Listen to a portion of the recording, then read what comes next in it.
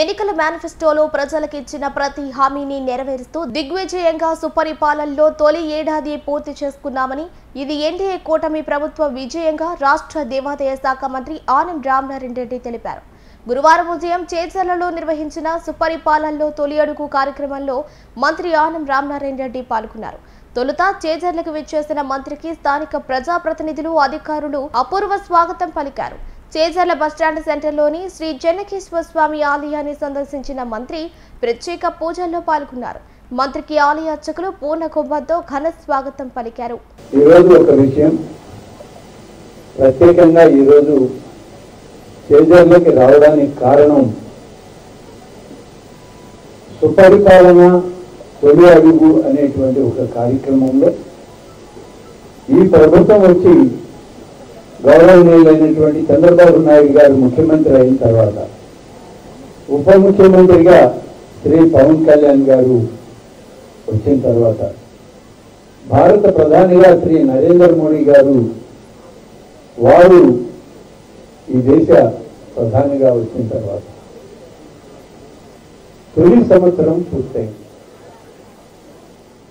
ప్రభుత్వాలు ఎప్పుడూ వస్తూ ఉంటాయి, పోతూ ఉంటాయి. కానీ 5 సంవత్సరాల కాలం ఎవరు ఏమి చేశాము, తిరిగి మనం ప్రజల యొక్క మన్నలను పొందాలన్నా, విశ్వాసం పొందాలన్నా ఏ రకంగా మనం ఏం చేస్తూ ఉన్నాం అనేటువంటి విషయంలో ఇవాళ ఒక కొత్త ఒరవడి ప్రారంభించింది చంద్రబాబు నాయుడు గారి నాయకత్వంలో ఉన్నటువంటి కూటమి ప్రభుత్వం ఇవాళ ఆంధ్రప్రదేశ్లో. ఈ విషయంలో చాలా స్పష్టంగా చెప్పాలి. సంవత్సర క్రితంలో ఉన్నటువంటి పరిస్థితులు ఏంటి అనేది చివరిలో చెప్తాను. ఎన్నికల సందర్భంలో పోయిన ఇదే మార్చి, ఏప్రిల్ మాసాల్లో ఎన్నికలు జరిగితే ఆ ఎన్నికల సందర్భంలో సూపర్ 6 అనేటువంటి ఒక ఎన్నికల ప్రణాళికని ప్రజలకు చెప్పి మా మీద విశ్వాసం ఉంచండి, కూటమి నాయకత్వాన్ని గెలిపించండి అని చెప్పి ఇల్లు తిరిగాం, ప్రతి గ్రామం తిరిగాం, ప్రతి వార్డు తిరిగాం, ప్రతి ఒక్కరిని కలుసుకునే ప్రయత్నం చేశాం. ఆ సందర్భంలో కూటమి పార్టీలకు సంబంధించినటువంటి కార్యకర్తలు, నాయకులు సూపర్ 6 ప్రణాళికని ప్రతి ఇంటికి ఇచ్చి మాకు అవకాశం ఇవ్వండి, మేము అమలు చేసి చూపిస్తామని చెప్పి ఆనాడు వాగ్దానం చేసి నాయకత్వానికి బదులుగా ప్రతి ఇంటికి వెళ్ళి కలవడం జరిగింది. వీటన్నిటినీ దృష్టిలో ఉంచుకొని ప్రజలు కూడా విశ్వాసం ఇచ్చారు. గడిచిన 5 సంవత్సరాల పరిపాలన బాధాకరం, దురదృష్టకరం అని చెప్పి ఒక విరక్తి భావంతో ఉన్నటువంటి ప్రజానీకానికి కూటమి నాయకత్వం ఒక వెలుగు దివ్యలాగా కనపడింది. మేము మీకు తోడుగా ఉంటామని చెప్పి ఎన్నికలు జరిగినప్పుడు ప్రతి కుటుంబం కూడా ఈ కూటమి నాయకత్వానికి తోడుగా నిలబడింది. అందుకనే పోలైనటువంటి ఓట్ల శాతంలో 94% కూటమి నాయకత్వానికి ఓటు వేసి ఈ ప్రభుత్వాన్ని 175 స్థానాలు మన రాష్ట్రంలో ఎమ్మెల్యేలు ఉంటే 164 స్థానాలు ఒకే నాయకత్వానికి ప్రజలు గెలిపించి ఇవ్వడం జరిగింది. మరి అంతటి బాధ్యతాయుతమైనటువంటి కార్యక్రమం ఇవాళ మా భుజస్కంధాల మీద పెట్టి అంతటి విశ్వాసాన్ని చూపించి తప్పనిసరిగా మీరు రండి, మేము కూడా తోడుగా ఉన్నామని చెప్పి మమ్మల్ని ఆశీర్వదించినటువంటి ప్రజానీకానికి సూపర్ 6లో కొన్ని కార్యక్రమాలు చేసి మరికొన్ని కార్యక్రమాలు మరికొన్ని రోజుల్లో చేయబోతున్నామని చెప్పడానికే ఇవాళ సుపరిపాలన తొలి అడుగు అని ఒక కార్యక్రమాన్ని రూపొందించుకొని గ్రామంలో ఇంటింటిలో మళ్ళీ అందరు నాయకులు కలిసి మీ దగ్గరికి రావడానికి ఒక ప్రయత్నం చేస్తున్నాం అన్నమాట. అందుకనే నేను ఎంఆర్ఓ గారికి చెప్పాను, ఆ సర్వే చేసి ఆ యొక్క భూమిని, దీనికి ఉండే భూమి ఎన్ని ఎకరాలు, ఉపదీప నైవేద్యాలు, కొన్ని పునర్నిర్మాణ ఆలయాల్ని మంజూరు చేశాం. 64 ఎకరాలు రికార్డులో లేకుండా ఇంకా కొంత భూమి ఉందని మన గ్రామస్తులు చెప్పారు. అవి కూడా అన్ని తీసి సరిచేసి ఒకటి పంచాయతీకి తీసుకుంటే 70. ఇక రెండవది 3 గ్యాస్ సిలిండర్లు ఇస్తామన్నాం తల్లులకి, అక్కజెల్లెమ్మలకి. గత 4-5 మాసాల క్రితం ఈ పథకం ప్రారంభించి ప్రతి కుటుంబానికి 3 గ్యాస్ సిలిండర్లని పంపిణీ చేస్తున్నాం.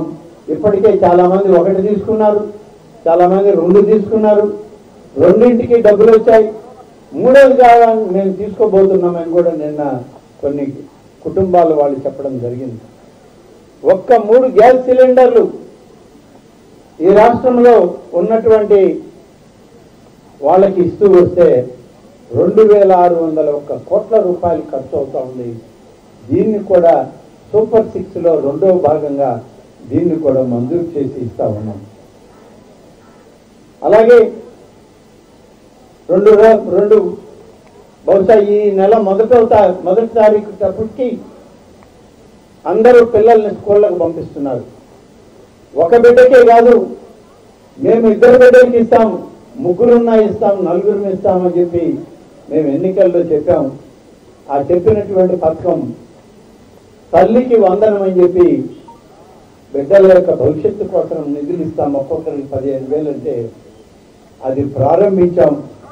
దాదాపుగా 68 లక్షల మంది బిడ్డలకి, 47 లక్షల కుటుంబాల్లో ఉన్నటువంటి వాళ్ళకి ఈరోజు తల్లికి వందనం పేరుతో ఇస్తా ఉన్నాం. మరొకటి, ఈ కార్యక్రమంలో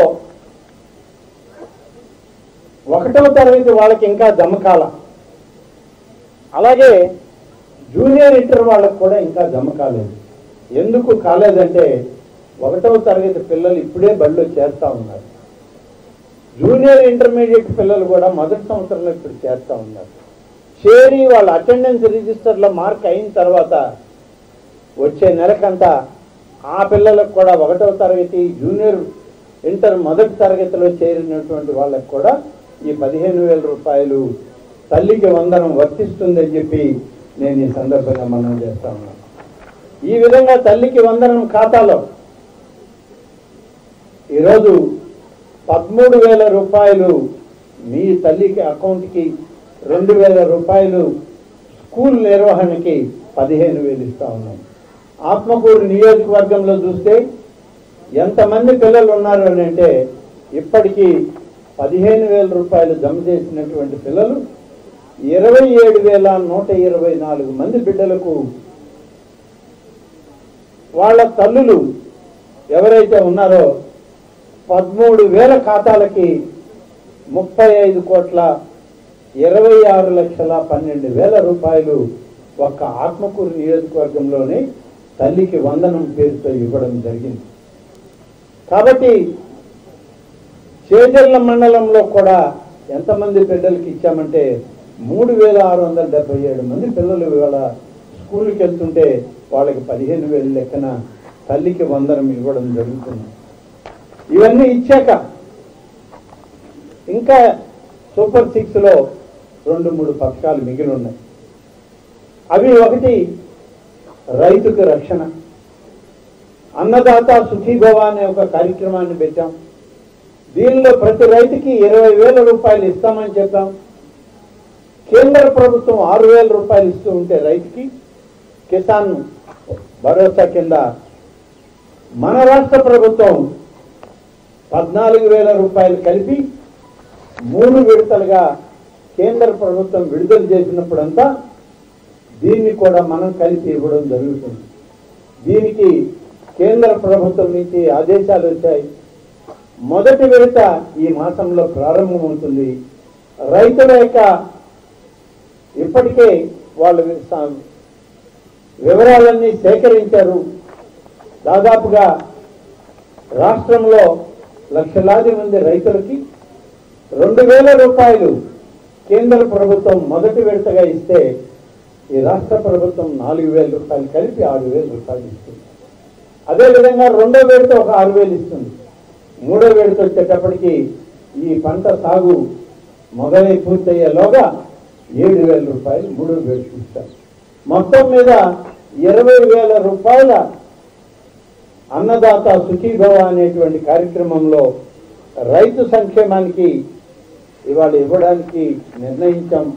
ఈ నెలలోనే కేంద్ర ప్రభుత్వం 2,000 రూపాయలు విడుదలైతే రాష్ట్ర ప్రభుత్వం 4,000 కలిపి 6,000 రూపాయలు మొదటి విడతగా ఇవ్వడం జరుగుతుంది. దీనికి ఆత్మకూరు నియోజకవర్గంలో ఎంతమంది రైతులు ఉన్నారో అని లెక్క చూస్తే 34,731 మంది దరఖాస్తులు వచ్చాయి. అవన్నీ కూడా పరిశీలన చేశారు. వాటిలో అర్హులైన వాళ్ళందరికీ ఇవ్వడం జరుగుతుంది. మన చేజర్ల మండలంలో కూడా 6,613 మంది రైతులకి రేపు రాబోయే రోజుల్లో 20,000 రూపాయలు కేంద్ర రాష్ట్ర ప్రభుత్వాల నుంచి అన్నదాత సుఖీభవ పథకం కింద నిధులు విడుదల చేయబోతున్నామని చెప్పి మీకు మనవి చేస్తున్నాం. ఇక సూపర్ 6లో మరొక కార్యక్రమం మహిళలకు ఉచిత బస్సు ప్రయాణం. ఇటీవల చూశారు మీరందరూ, మీడియాలో కూడా వచ్చింది.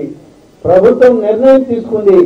ఆగస్టు 15వ తారీఖు నుంచి ప్రభుత్వ బస్సుల్లో మహిళలు ఈ రాష్ట్ర పరిధిలో ప్రయాణం చేస్తే వాళ్ళకి ఉచిత బస్సు సౌకర్యాన్ని ఇవ్వడానికి ఇప్పటికే ఆదేశాలు ఇస్తాం. ఆగస్టు 15 తర్వాత ప్రభుత్వ బస్సులు అంటే ఆర్టీసీ బస్సుల్లో మీరు ప్రయాణం చేసే పనైతే వాళ్ళకి ఉచితంగానే బస్సు సౌకర్యం ఇవ్వడం జరుగుతుంది. ఆ విధంగా మరొక కార్యక్రమం. ఇక చివరిగా ఒకటి ఉంది, ఆడబిడ్డ నిధి. 18 సంవత్సరాలు నిండినటువంటి ఆడబిడ్డలు ఇంట్లో ఉంటే ఆ తల్లికి భారం కాకూడదని, అలాగే అప్పటికి పెళ్లి కాని పరిస్థితులు ఉంటాయి, అలాగే ఏ ఉద్యోగం కూడా లేకపోతే ఆ బిడ్డకి మరి నిరుద్యోగ భృతిలాగా ఆ అమ్మాయికి కూడా ఒక నిధి, ఆడబిడ్డ నిధి ఇస్తామని చెప్పి హామీ ఇచ్చాం. అది ఇవ్వడానికి ఇవాళ సిద్ధంగా ఉన్నాం. అన్ని సర్వే లెక్కలు పూర్తవుతా ఉన్నాయి. త్వరలోనే ఆడబిడ్డ నిధిని కూడా ప్రారంభించి ఇస్తుంది ఈ ప్రభుత్వం అని చెప్పి మీకు తెలియజేస్తా ఉన్నాం.